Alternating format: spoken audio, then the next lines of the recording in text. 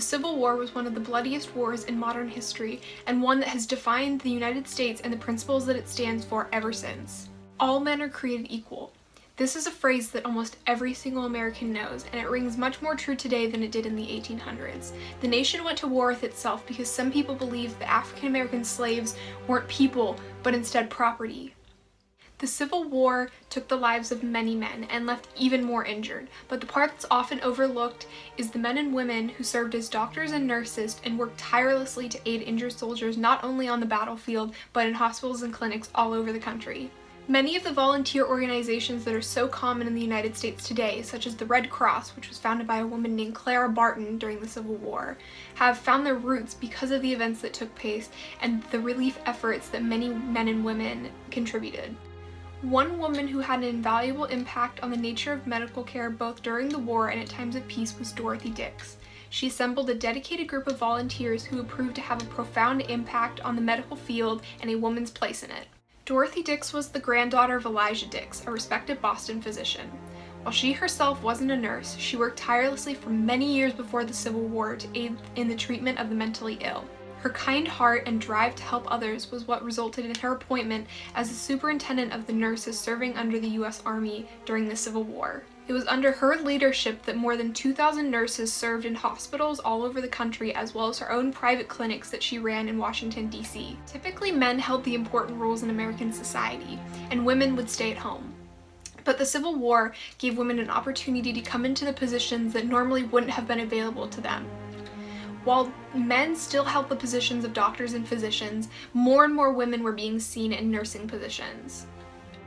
Dorothy Dix's nurses were required to follow strict guidelines. In the early years, they had to be over 30 years old, but this rule was dropped after the Battle of Bull Run, when the need for nurses skyrocketed. They were also required to be plain-looking in appearance, wear plain-colored clothing, and not have embellishments or accessories anywhere on their body. The women were also expected to be well organized, have a strong work ethic, be neat and sober, and this was to help encourage a focused and professional working environment. The nurses serving under Dix had strict expectations on behavior, but it ultimately gave them one of the most professional reputations of any of the nurses serving during the Civil War.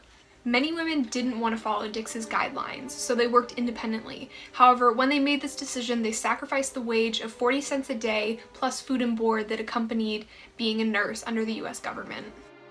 In the early days of the Civil War, many of the nurses had very little medical knowledge, and this led to some mistakes that could often put soldiers in danger.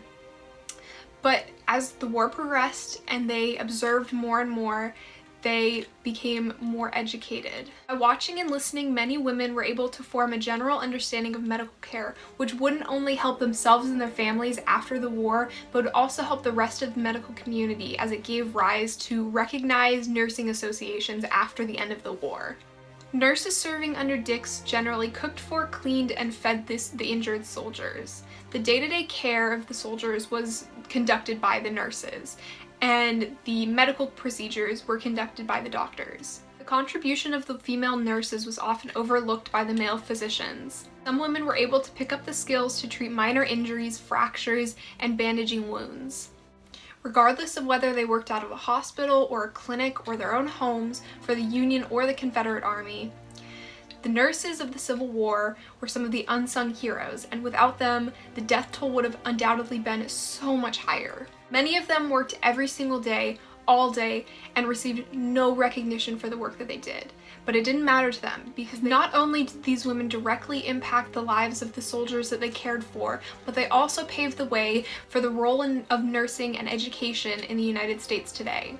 Without their contributions, it's very possible that nursing wouldn't exist as a career like it does today, and they wouldn't receive the same respect that they do. Dorothy Dix's nurses were some of the best in the country, and they proved that a woman could do the jobs that traditionally had only belonged to men. Not only did they change the outcome of the war and the medical community, but they also helped change the stereotypes that surrounded men and women. Without the work of those women, it's entirely possible that the gender roles that were seen in the 1800s would still exist today.